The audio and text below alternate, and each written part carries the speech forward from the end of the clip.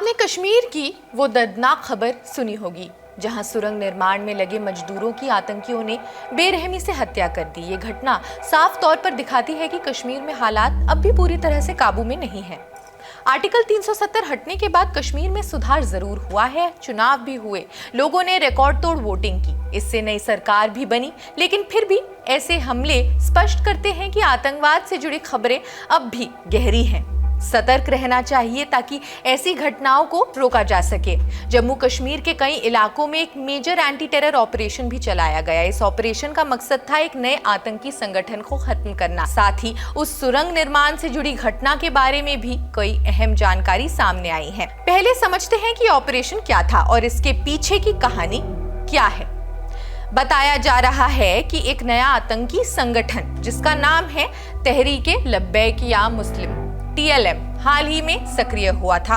ये संगठन लश्कर-ए-तैयबा का एक नया रूप भी माना गया। इसे शायद आप पहले से जानते हैं। लश्कर-ए-तैयबा भारत में कई बड़े आतंकी हमलों के लिए जिम्मेदार रहा है। इस नए संगठन का उद्देश्य था कश्मीर में वो युवाओं को अपनी ओर खींचना और आतंकवाद की तरफ भी मोड़ना। यही वजह है कि जम्मू कश्मीर पुलिस के काउंटर इंटेलिजेंस विंग ने इस संगठन के खिलाफ बड़े ऑपरेशंस शुरू किए जिससे इसे पूरी तरह खत्म किया जा सके। TLM को एक पाकिस्तानी हैंडलर बाबा हमास के जरिए ऑपरेट किया जा रहा था। बाबा हमास लंबे समय से आतंकवाद को फंडिंग की ओर दिशा दे रहा था और इसी की अगुवाई में ये संगठन कश्मीर में अपनी जड़ें भी फैलाता रहा। हाल ही में सुरंग निर्माण में मजदूरों पर हुए हमले के पीछे भी इस संगठन का ही हाथ बताया जा रहा है। जम्मू कश्मीर के श्रीनगर, गांदरबल, अनंतनाग, पुलवामा और बांदीपुरा जैसे कई जिलों में पुलिस और सुरक्षा बलों ने एक साथ छापेमारी की ताकि इस संगठन को नेस्तनाबूद किया जा सके। प्रारंभिक जांच में सामने आया कि यह संगठन हाल ही में बना है, लेकिन इसका उद्देश्य आतंकवाद को फिर से उजागर करना है। अब इस संगठन को रोकने के लिए ही इन ऑपरेशंस को अंजाम दिया गया था। इसके विचारधारा और लॉजिस्टिकल संबंध सीधे लश्कर-ए-तैयबा से जुड़े हुए हैं, जो कि आप जानते हैं इस क्षेत्र में सबसे सक्रिय आतंकी संगठनों में से एक माना जाता है। हाल ही के दिनों में जो आतंकियों को भर्ती करने में इजाफा हुआ है, इसके पीछे यही संगठन है। अगर आप पिछले कुछ दिनों की घटनाओं को देखें तो ये संगठन यानी TLM इसमें शामिल रहा है। इसके साथ ही बाबा हमास, जो एक पाकिस्तानी हैंडलर है, एक ट्रांसनेशनल टेरर नेटवर्क को संभालने का काम करता है। बाबा हमास लंबे समय से फंडिंग, भर्ती और रणनीतिक ऑपरेशंस में सक्रिय है। जहां तक लश्कर-ए-तैयबा का सवाल है, ये 1980 में बना था और 2001 में इसे अंतर्राष्ट्रीय आतंकी संगठन घोषित किया गया था। 2008 में हुए मुंबई हमलों के पीछे भी लश्कर-ए-तैयबा का ही हाथ था, जिसका मास्टरमाइंड हाफिज सईद था। भारत में इसके अलावा भी कई बड़े आतंकी हमले इसी संगठन द्वारा करवाए गए हैं। अब सवाल यह है कि जम्मू कश्मीर पुलिस द्वारा चलाए गए एंटी टेरर ऑपरेशंस का मुख्य उद्देश्य क्या था। इस ऑपरेशन का प्राथमिक लक्ष्य तो पूरे भर्ती नेटवर्क को ही खत्म करना था। खुफिया जानकारी मिली कि ये नेटवर्क इस समय पूरे कश्मीर घाटी में सक्रिय है। अगर इसे नहीं रोका जाता तो बहुत से कश्मीरी युवाओं को आतंकवाद की ओर खींच सकता है। यही वजह है कि इस ऑपरेशन को एक साथ कई जिलों में चलाया गया ताकि कोई भी आतंकी भाग न सके।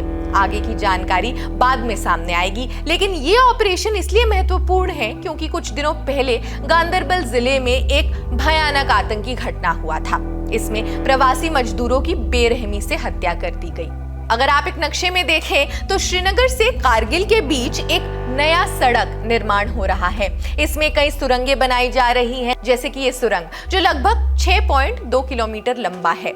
इसी सुरंग के निर्माण स्थल पर प्रवासी मजदूर और एक डॉक्टर भी था जिनकी हत्या कर दी गई। इस हमले के पीछे द रेजिस्टेंस फ्रंट यानी TRF का हाथ बताया जा रहा है, जो लश्कर-ए-तैयबा से ही संबंधित एक और संगठन है। TRF का प्रमुख शेख सज्जाद गुल इस हमले का मास्टरमाइंड माना जा रहा है। सज्जाद गुल पहले भी कश्मीरी और गैर कश्मीरी लोगों को निशाना बना चुका है। 2022 में नेशनल इन्वेस्टिगेशन एजेंसी ने सज्जाद गुल और उसके 3 साथियों पर 10-10 लाख रुपए का इनाम रखा था, लेकिन उसके बावजूद भी अब ऐसे ऑपरेशंस करने में वो सफल रहा। एक और पाकिस्तानी आतंकी संगठन PFF people's anti fascist front, इसने भी हमले की सराहना की। इसमें कहा गया है कि टीआरएफ के सदस्यों ने सुरंग के मजदूरों की हत्या करके भारतीय सैनिक बलों को अस्थिर करने की कोशिश की है। इस तरह के निर्माण कार्यों की सुरक्षा भारतीय सेना और अर्धसैनिक बलों द्वारा की जाती है, लेकिन इस तरह के हमलों से संकेत देने की कोशिश अब क्या हो रही है?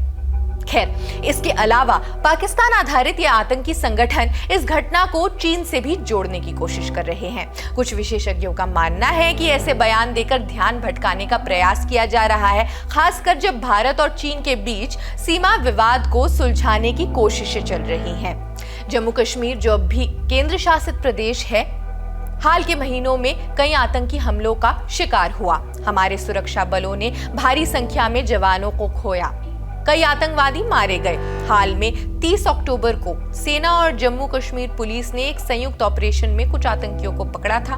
गांदरबल हमले के बाद सुरक्षा बलों की संख्या बढ़ा दी गई है और सीमावर्ती जिलों व शहरी केंद्रों में अधिक अर्धसैनिक बल तैनात किए गए हैं।